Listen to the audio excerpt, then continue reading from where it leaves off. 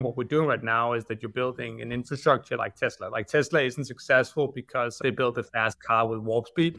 They're successful because they build an infrastructure to charge these cars. Welcome to the Messy Growth Show, a podcast that dives deeply into the heart of B2B growth stories. We're here to unmask the raw, the real, and the often messy road to success. Because let's face it, growth isn't always neat and tidy. Join your hosts, Soren and myself, Christian, as we sit down with top leaders mining for proven strategies to accelerate your business. Welcome to the Messy Growth Show. Your roadmap to success starts here. Welcome to the show, Niels. You're the CEO of ContractBook, and you have been on a crazy growth journey, and we would really love to hear more about that.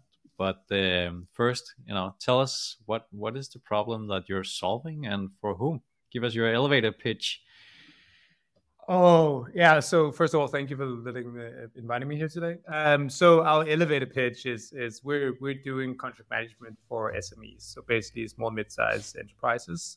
Our where we kind of solve the biggest headaches is from 11 to 1,000 people.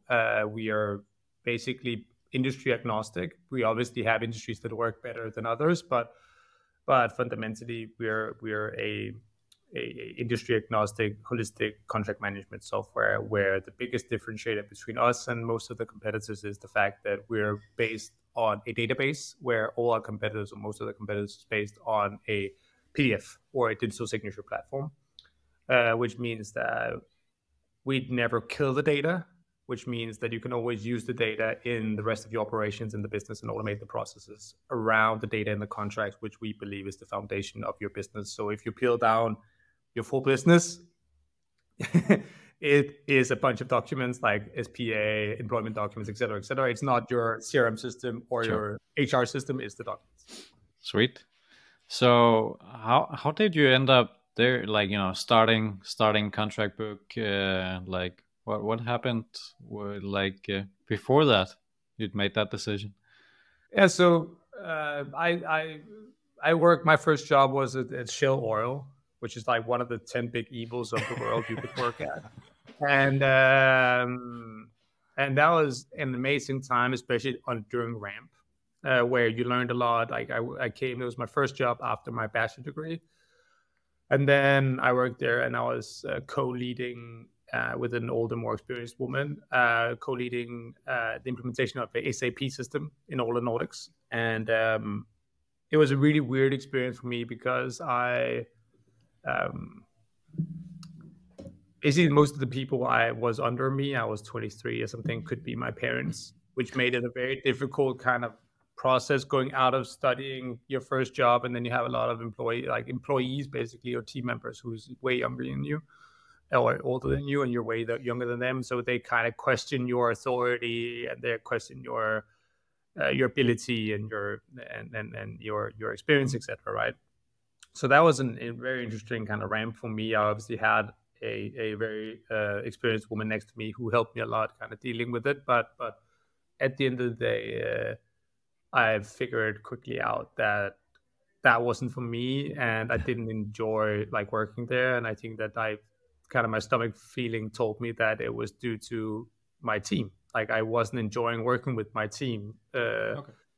and so I quickly figured out I quit, and I went back to studying a master's. And during my master's, I came up with my first idea for a company, and I raised money for that during my master's degree. So basically, I wrote my master's while starting my first company, and yeah, that's in 11, and then ever since I've been working on doing this. So yeah, so I've been doing this for a while. So what triggered you to start ContractBook? What was the trigger, the pain point, I gotta fix this?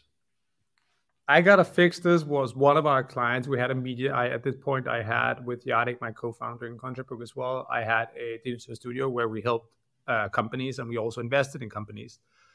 And one of our clients at that point was a company called Frankly Juice. And so we helped them build their infrastructure and their brand and their shop and their logo and everything, back in the days when they started, because that was kind of what we did, right? And And so we also kind of formed they were young in their journey as well. And so we formed a pretty kind of close relationship with these guys. And the co-founder of that company, Christian, he called me one day and said, there's something about this contract management thing that's weird. And I was like, okay. And then we met up at a cafe on a Sunday, I think, and just had a couple of coffees in the evening and just sat and talked the idea through. And the way I remember it is that basically he said that I've been working on this for some years and I can't figure out how to get it done. And then he said, you good at solving problems, how will you do it? Okay. And I said, I would say, fuck the president. And then he looked at me and he was like, what do you mean? And I think both Jarek and I were very in love with the data format and all that at the point. So I talked about, so I guess it was like more like, when you're like, oh, NFTs are smart and everything, everybody talks about NFTs. And we talked about Elixir and JSON and the data format and databases and stuff. And I assume that was high on my kind of like way of thinking. And then I said, I would say, fuck the president. I was like, what do you mean? I was like, I would build it so it looks like, PDFs, but I would build it as a database and I would be stubborn on it because, Word is from the 80s, PDF is from the 90s, DocuSign is from the zeros. Like, what does that tell us? It tells us all the technologies is like the youngest technology is 20 years old.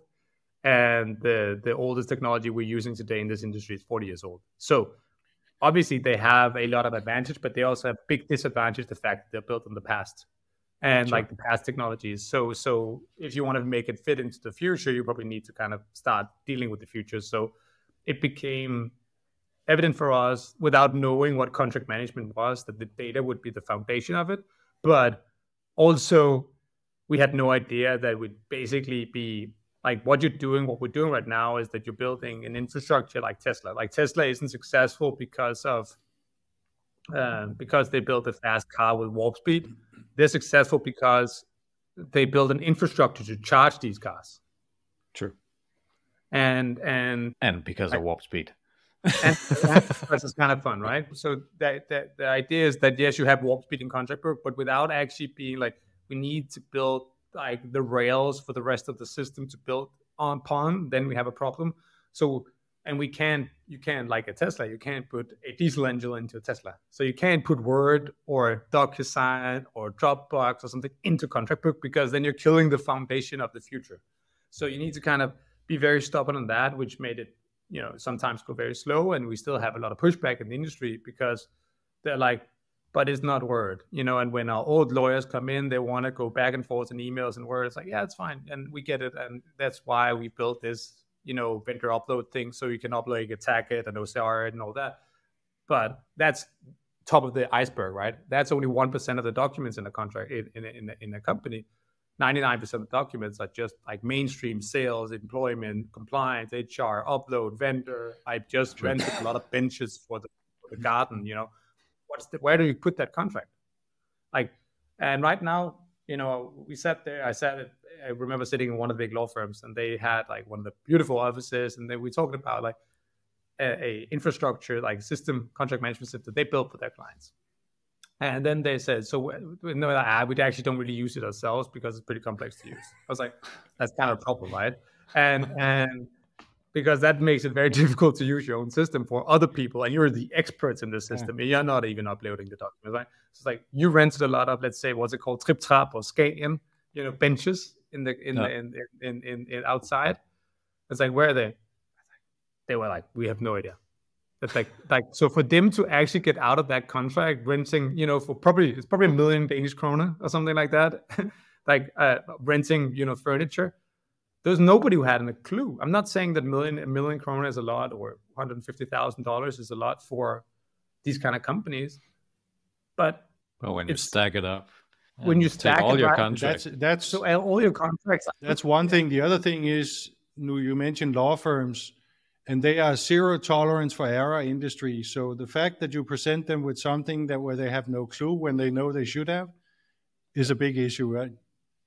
Yeah, we have a meme internally where we have where it's like I don't know if you like there's a meme with like a storm in the back and then a guy who's standing in front of a camera like it's like a hurricane coming, And that's like, so we used to joke that was me, the hurricane, and then the law firms, the Danish law firms, because I just like, I would just tell the Danish law firms that they were like the biggest morons I've ever met, and they had no idea about technology, and it was like, and obviously they're not. They're really good at their craft, but they have no fucking clue about technology. Yeah. And I think that's the point. I think it really provokes me when people, especially lawyers, who are non-tech on a different level, right? Believe that they can build a legal tech company within their own company. Because that, for me, like the logic behind that is like, I need to make one M&A transaction, so I'm going to build an M&A transaction law firm. That is the stupidest idea. And more importantly, I have no idea of how to build an M&A law firm, other than I watch Suits, at some point. That's what they're telling all the Danish law firms. It's basically like, yeah, so I am considering building my own M&A house because I have one transaction I need to do. Like, right, seems logical. And I think that's terrible idea. Yeah, but that's a terrible idea, right? And then they've all been doing it for 10 years. And it's like, yeah, but we can build that ourselves. Like, dude, we spent 200 million Danish kroner building this software. Like, no, you cannot build this. No. It's not something you can build. You cannot build that. Like, you first don't have the expertise at all. We have 10 years of expertise in building this, and we spent 200 million. You have 0 years, you don't have 200 million. How does that comply in your head? Like, that doesn't make any sense. Great. I've seen that pattern before. Like when I was at Planday, an employee scheduling system, we would, like, some of the really big chains in Denmark for like restaurants would invest heavily in building their own scheduling system for their staff. I was like, why are you doing that? That's not your core business. That's not what you're good at. You're great at making cakes or serving coffee or whatever. It's like, don't do that. Like, just pay us the money for it, and then we just run with it. So you don't, at least. You know what? I spoke with Planday 3 years ago, building a contract management system. Okay. It feels like you did exactly that. And it doesn't really I had left at that point. I'm not involved. And I would say that the people I spoke to unofficially in Planday say that it's not great. Interesting. Yeah. So I would say that I don't think, and we've probably done the same. Like we've been doing stuff ourselves, but we were pretty stubborn in not building AI. We were pretty stubborn and not build, but we build our own signature, right? We could have embedded Pineo or DocuSign or something like that, but we felt that they were too expensive, and then it wasn't a commodity for us. The signature and the storage is a commodity. It shouldn't cost anything. Like it's the value, the process that it creates that has a value. It's not because like it's the opposite of incentivizing people to actually use your platform. Like it actually wants them to limit the use of the platform if you charge per go, right? Sure. So like where are you now company wise? Like, you started like 7 years ago with like just a couple of people. How are you now in terms of team size and markets and so on? Approximately 100 people. I think we're 110. We were going towards 170 last year, and then we made we made some adjustments in our strategy and our organization, and did some layoffs, which was very, very good for the company. Fundamentally, it's not because we just didn't have the company is doing better with 60 people less, and it's not doing better because we're burning less. It's doing better because the top line is better and the quality of the revenue and the adoption is better. So it's the focus, right? So when you scale, you've been through it with Planday most likely, where you have this harmonica thingy where you kind of do that all the time, right? So you did that, and then you slumped too, and then we're probably going to do that again. Like we're probably going to do it again, right? Yeah. And so the organization is around 100 people. We count from 17 where we raised our pre-seed money. That's when we got in real money and real professional investors. Before that, it wasn't a full-time gig for people. It was just, it was more of a hobby project. Sure. So late 17 is where the journey really started from us. I think we quickly was around. Then 19 was with Google and Gradient, and 20 with Tiger, and then 21 with Bessemer in 20 and 21 with Tiger, and that was kind of the journey that. So when you raced with Tiger, you also had a lot of people like, and then you kind of figured out that some of the foundational aspects of your business wasn't set up to scale that fast, or even Sure. you could argue that the market wasn't ready for it, like depending on which kind of angle you want to go. Okay. So if we're going back to like the early stages, are there like what were like key strategies that you used to kick off your growth of the company? Like, you get your first, any company, you reach out to your friends and family and fools to get the first clients on board, but then the next step onwards from that point is normally a bit random. What's going on there? How was it with you? It's based on the strategies.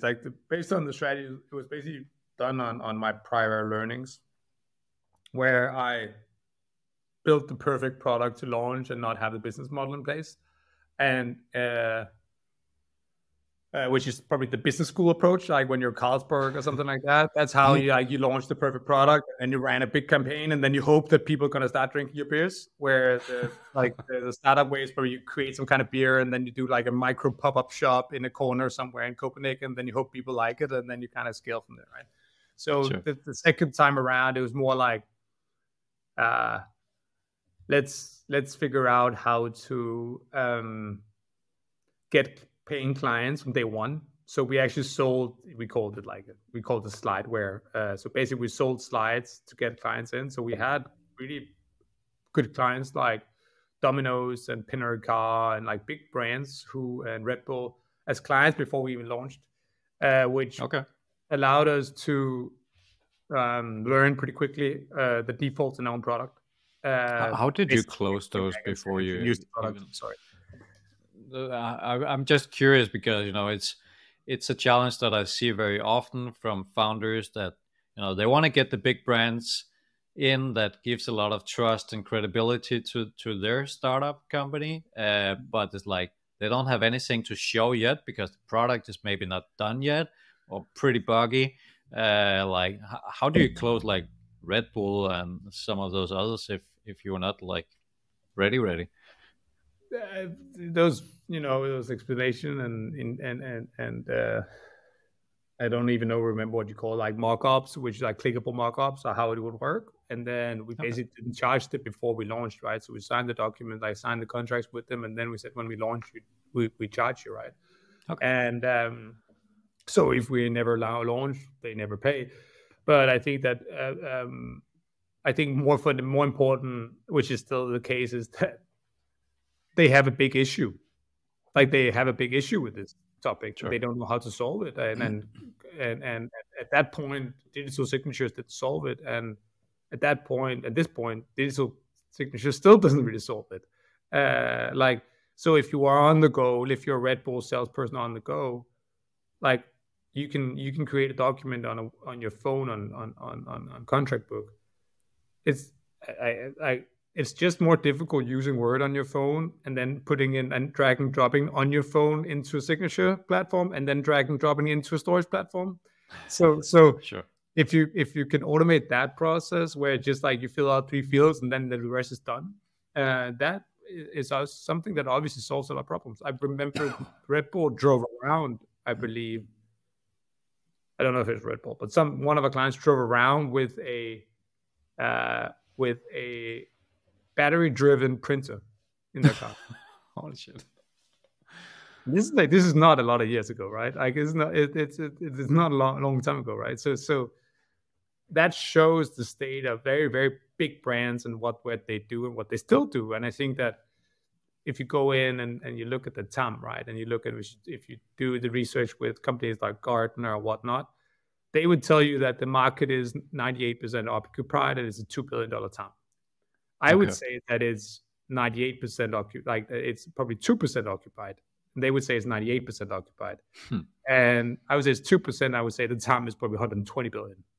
Sure. So it depends on the lookout. So if you look at it, in how many companies do they have to has a digital signature? Most companies, like with respect for themselves, most companies do, right?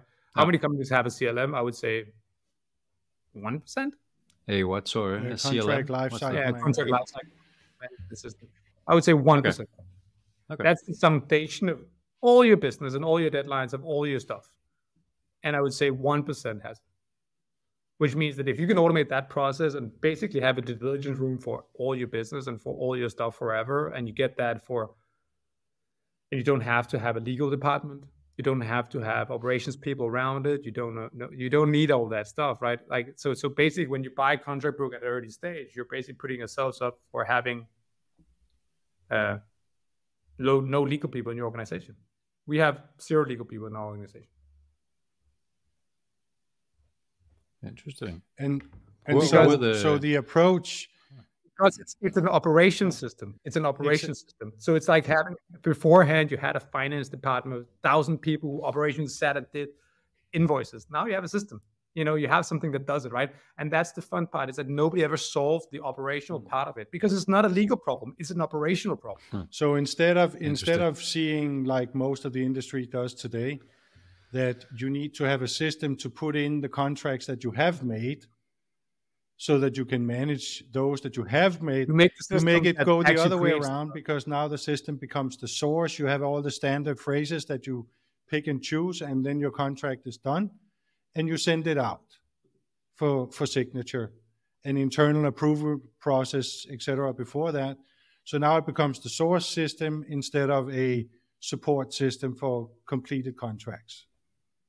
And more importantly, these documents are now transacted in a live data format, which means that you can also import and export it like real time in another system. So if you close a deal or employ a new person or whatnot, you can book a new computer at Amazon. You can in Slack write, we won the deal. This is the details of the deal. You can say in Slack whatever. You can put the information into the people software you use. You can run automatic NDAs and compliance documents on the behind of sales, etc.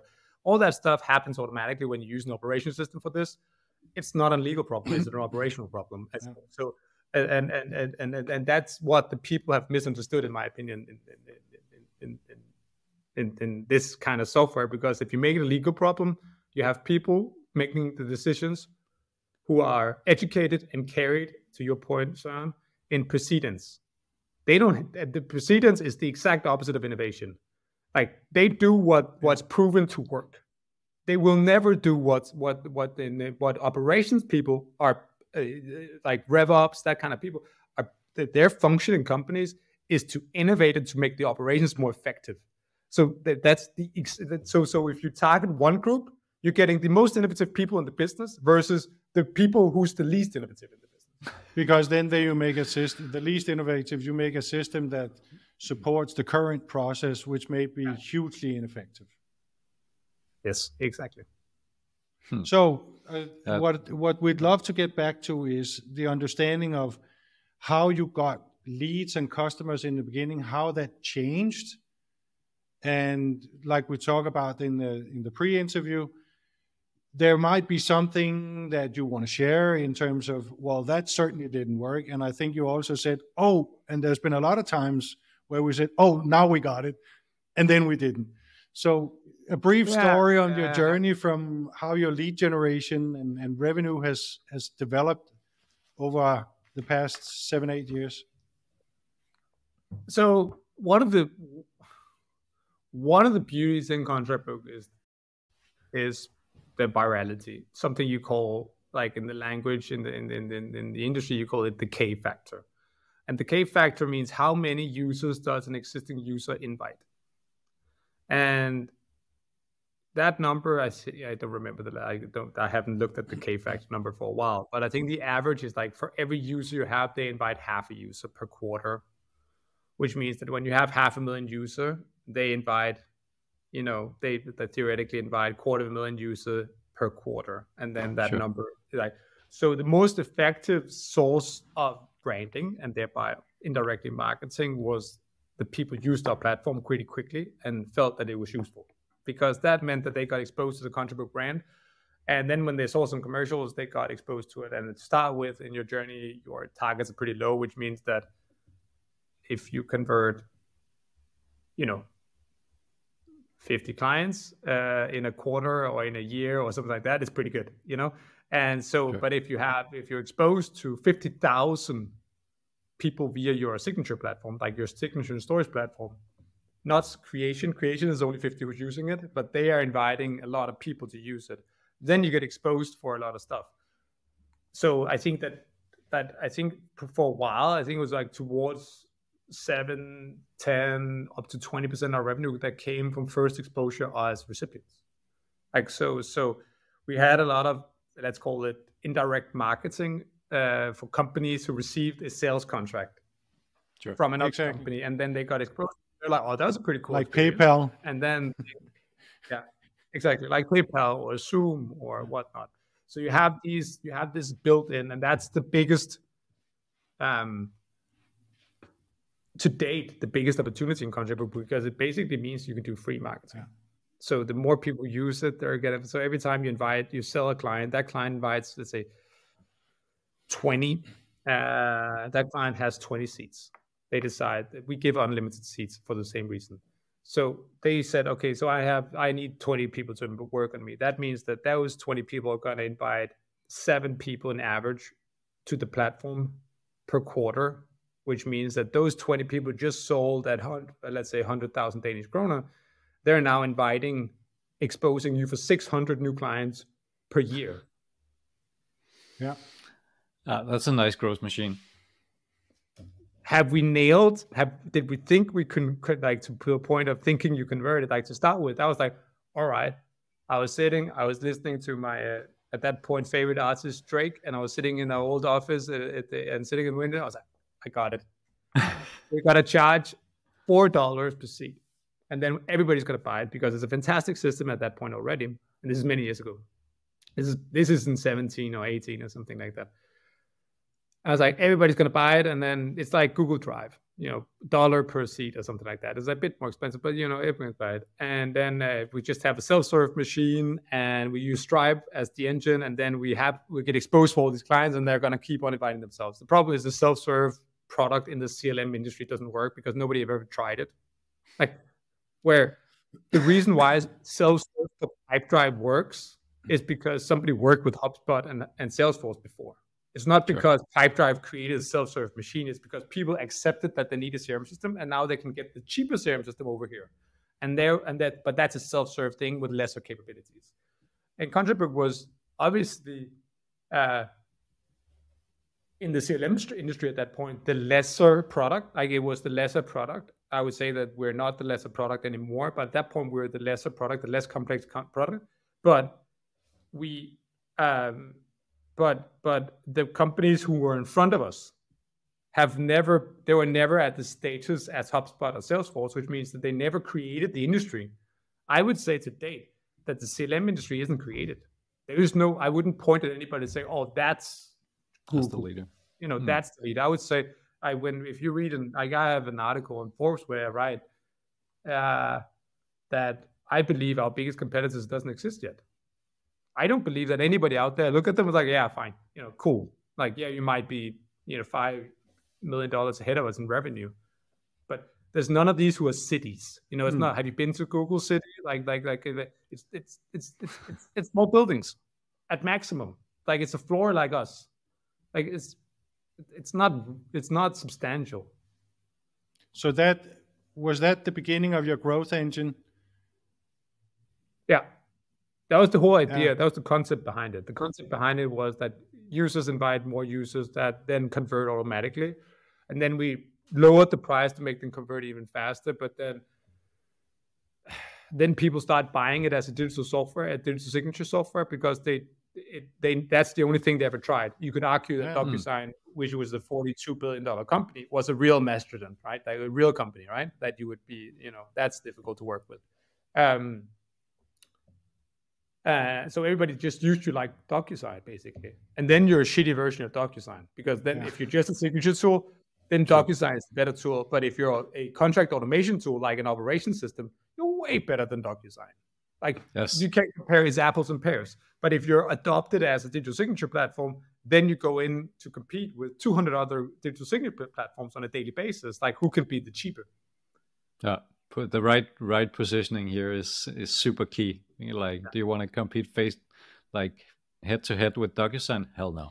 Like, can we put ourselves in a different category so that we suddenly look like an amazing Ferrari? Yes, please. Exactly. So product-led growth has been the engine feeding the growth of ContractBook all along. You have not had to drive other channels of lead generation and growth. I would say right now it's not at all. Right now we're paying a fuck ton of money to paid advertisement, like and building content strategies and all that stuff. Like I think that when you get to a certain scale, you can't rely on one. You need to be multi-threading. You need to kind of figure out like what channels work for us, what doesn't work. And sometimes they work for a quarter and then they stop working.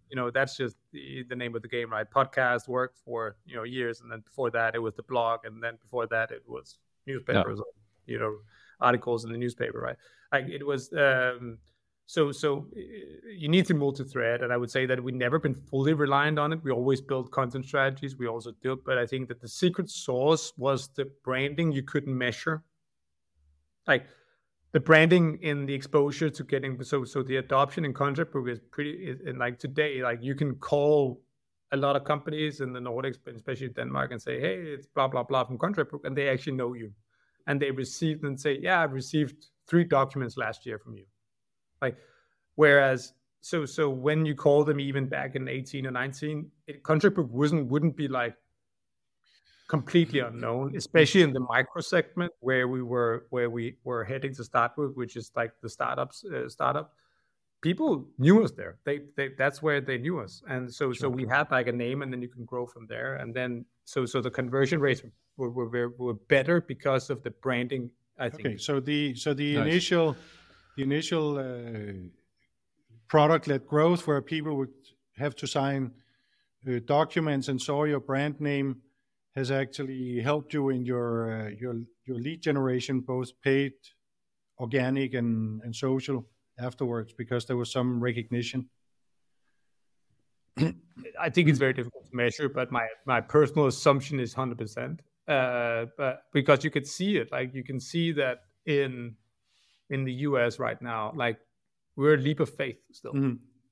Like you're hoping that it's gonna work. Where like we're in, like when we're here and you're like, yes, we got Pleo and Luna and whatever, and whatever big companies like the law firms as clients, they're gonna be like, it's not a leap of faith, like it works, Sure. But for us to get those brands, it required some brand recognition. And I think that we estimated that the brand recognition would come around 1,000 logos in a market. And I think the data showed there was around 400. That's when the virality and the real kind of hockey stick in the usage and the spread was. Okay. Yeah, the ketchup effect. Mm-hmm. Got that one in plan there. I remember if we had enough restaurants in one street, suddenly our growth locally down on that street would just go through the roof, because they would talk with each other how they would deal with the employee management. It's like, yeah, we use that system. Great conversion rate. We have a VP marketing who came from Toast, which is the same industry, right? The payment tool in the US, Toast. Okay. And I think that they did. I think there are 250 million ARR, something like that. And or no, that was when our VP marketing left. And I think that's the same exercise that Planday saw. Like they just saw that via the community and a lot of community activity and referral activity was actually what made it work. Sure. So one thing is having an amazing product and having the funding to grow, and the other thing is the team. I know you have been talking about this a bit on Forbes at least. So do you have some insights in how to like build and nurture a good, strong team culture for that's ready for growth?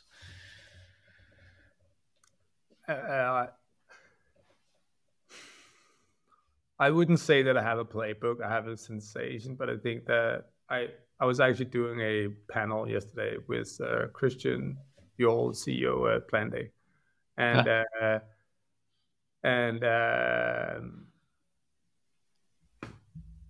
and we had a pretty good discussion about this, because like we agreed mostly, I would say, but it was like, I think that you guys back in the days had, I don't know if you were there at that point, but they had this next to the vision, they had I don't know what he called it, but basically like a people declaration or something like that. So they talked a lot about like, what's our vision? Well, our vision is whatever Plan Day's vision is, and then it was like the declaration is that we want to make you a better version of whatever you are when you leave the company.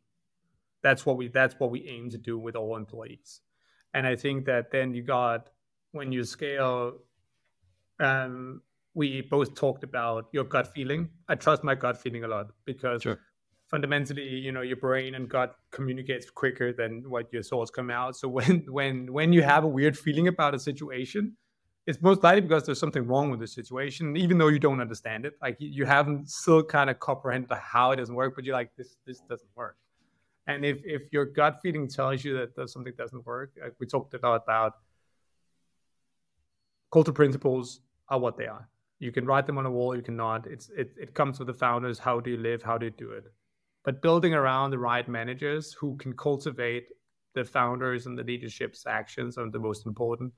And when you hire fast, you also need to fire even quicker, because if you figure out that these people does not cultivate or even are net, like you can't have people in managerial roles who are net neutral. They need to be net positive in terms of culture aspect, because these are the people who have because your employees who's not expected to carry the load, some of them will in periods of time be net negative. So if you have a guy who's leading the group who's only net neutral, then that person will never have the surplus to actually pick up the other guys so the group is always net neutral at minimum, right? And as a company, you need to have a lot of groups of people who are net positive than the company, because that goes back to where I started in Shell Oil, is that my realization there was, it felt to me like everybody's working at 30% capacity. And I think the reason why startups can compete with corporates is the fact that everybody works in corporates work at 30%. So basically, if you can get your guys to work at 150%, with net neutral productivity and happiness and culture and all that, you actually have 5 employees for each one that DocuSign has, right? So that's when I always talked about for us, going at DocuSign saying, so there are basically what 1,500 people. What how many people does that require? So we just need to be around 300. Then we're competing head to head with our culture. Not being but cultivating that is extremely difficult, and I don't think there's one manual to do it. But I think that's the mindset. If you understand that this is what I expect out of my group for us to compete, because it's insanely difficult making a startup company and getting them to outperform established companies with hundreds of millions in revenue and stuff, and you're there with $1 million. Your guys needs to count for way more. It needs to count for 10, 5, whatever X. It can't just be a guy. You know what I mean? It can't just be it's basically, in my view, what you're saying here is exactly what Tesla has shown and implemented, because they can give all their blueprints away. It still won't matter, because their innovation rate is so much faster than when the others have taken their blueprint and implemented it. They're even further away, and they can't catch up this way unless they change exactly what you're talking about. Eliminate doing what doesn't need to be done, which is another thing of big corporations, right? They tend to invent things to do that's not necessary to do. So get away with that, and then you become and then a positive attitude, and then you can make do with 1 instead of 3. Yeah, exactly. And I think that's the thing. So for me, it's the dudes. I always the case. I was out doing a speak at some point, and we have a breakfast event on one monthly basis, and then I spoke at that, and then one of the guys It was actually, what's his name? Werner Villeur. He asked me, so what makes you get up in the morning? And I was like, the 25 dudes, the 25 dudes in your company that you work for, like the ones that get it, that you're like who get it. Like there's people who go to work, and then there's the dudes who get it. And I think that's who have the same passion, the same vision, the same mission. They understand it, and you don't need to talk. You can run for weeks without talking to each other, and you're still in line. And that's the ones that I feel accountable for. I don't feel accountable for, investors or whatnot. They're betting on you, fine. You're accountable on a quarterly basis. You sit there and have the board meetings and all that, and it's super useful, because I think that the board meetings is like as leadership, it's like the guiding star. Like you need to be like within realms of realization. Like you need to be kind of in the world. It's accountability, sense, right? But also, it's accountability. It's somewhat, but I don't think that's the primary accountability for success. So if you're looking at the KPIs for the board, it's not what you should be looking at as a company. It is fundamentally they should be pointing the same direction, obviously, but it's the journey and the people who make the KPIs work. So if you lose that and start being too much about the actual KPIs, which I think all tend to be, ourselves included. Oh, we need to be, X. We need to do faster, and we need to onboard people in like minus 2 days, and we need to, all that. Like, fine, but that's not. But if you don't have the people who actually really carries the same mission, no, you lose that in scaling. You do. Like that's a fact. And when you lose it, you need to follow your gut feeling. Why did we lose it in this group? Is that due to leadership, one person, the full group? What is it? And you need to be ruthless about it. And I'm not a dickhead. I'm not ruthless that way. So I have a hard time actually doing it, because I'm very inclusive. I want people to succeed with me.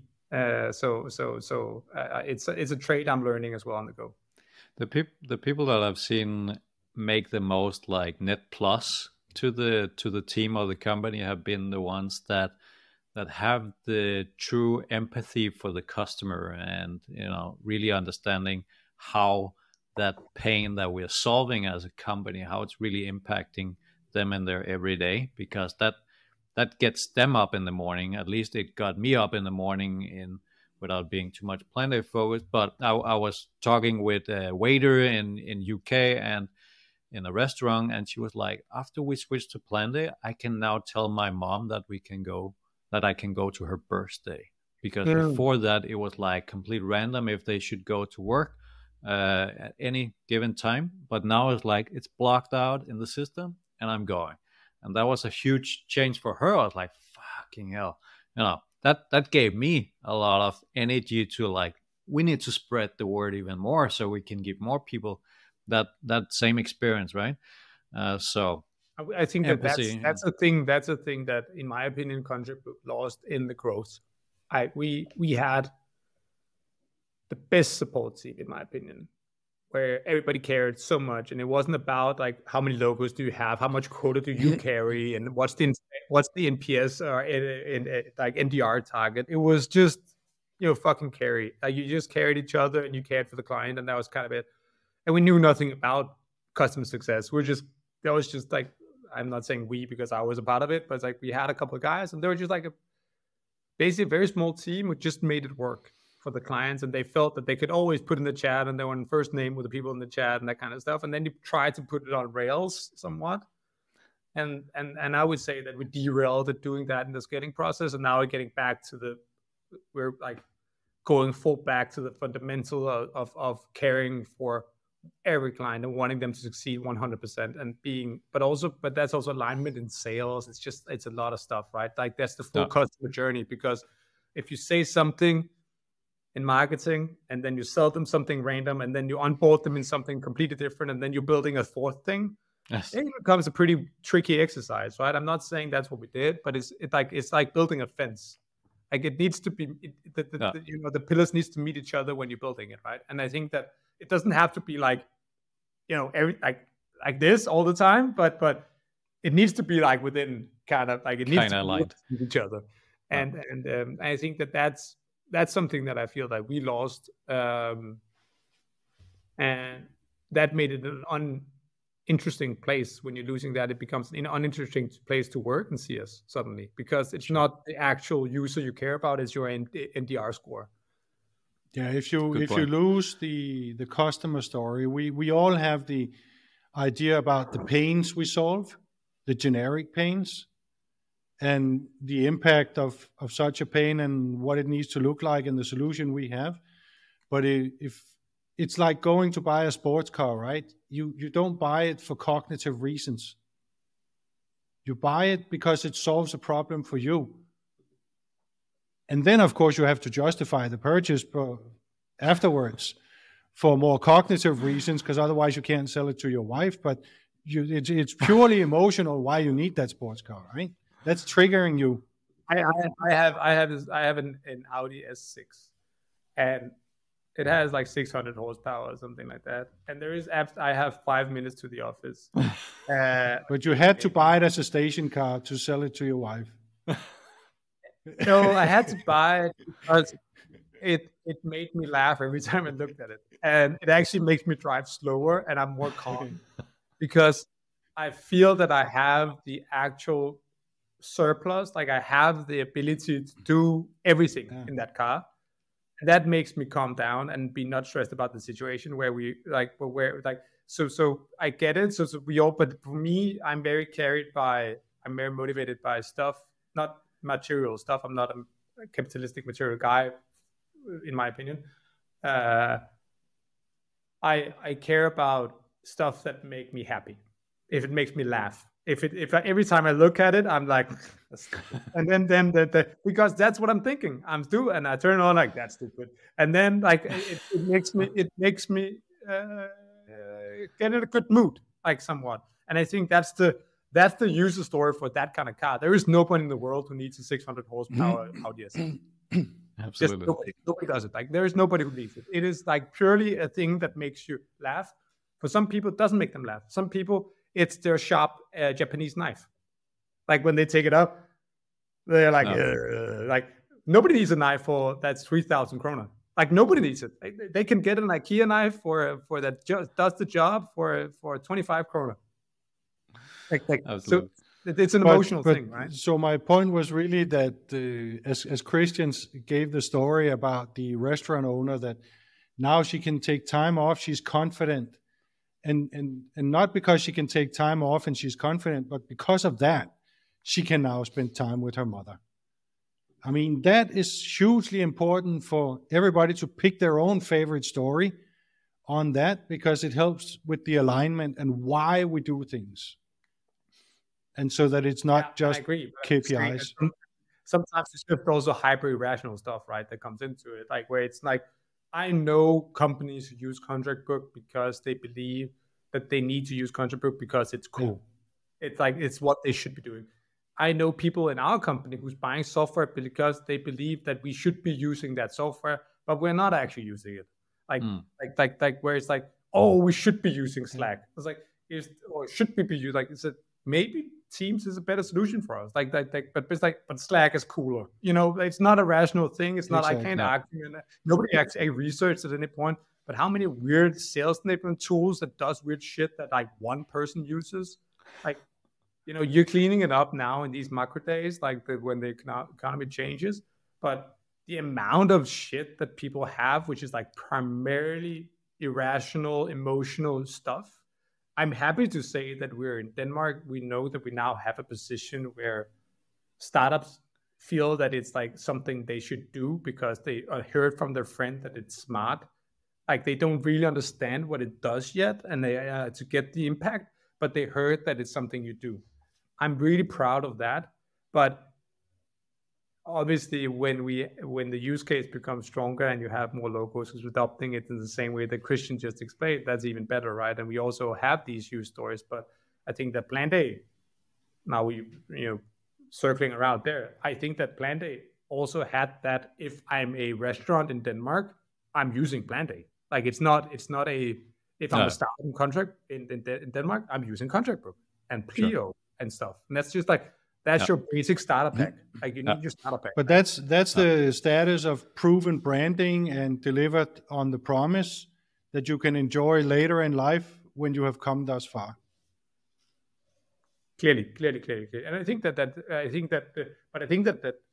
to start with, for us, it was so much about the actual just relationships. It wasn't even about being able to tell, I proved that, and now I'm like, to Christian's point, now that woman can go to her mom's birthday. Like, I don't think that ContractBook allows that. but for people to go to birthdays.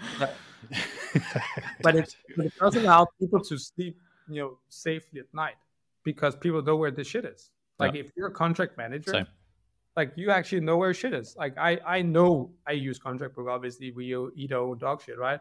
But dog food. But ultimately, I know where all our contracts are. I know where they all are. I like, so if you're investing in ContractBook, let's say you two are smart investors, or dumb investors, whatever, and you go and you call in ContractBook and you're like, hey, want to invest? Like, we need to get access to DD Room. The only thing I have to share in DD Room is the P&L. The rest is in ContractBook, and it's done.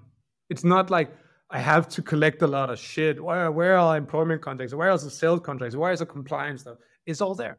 Like, it's one place where holistically everything is there. So there's thousands of documents in one place, and they can just go in and search and look into the folders and look at the task and look at whatnot. And they can, and it's better. This OCR, it's done, it's searchable, it's what you need. And I think that's something that makes me, solving that problem for other contract owners or company owners is something I'm really proud of.